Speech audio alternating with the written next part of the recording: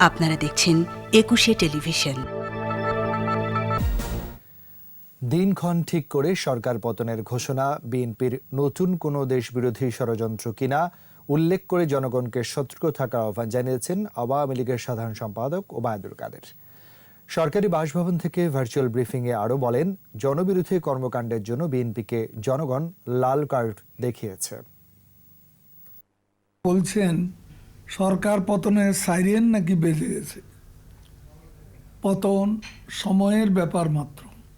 আমরা বলতে চাই, এমন ভাবনা আন্দোলন এবং নির্বাচনে ব্যর্থতার গ্লানি ডাকতে বিএনপি নেতাদের আত্মতুষ্টি লাভের অপচেষ্টা মাত্র।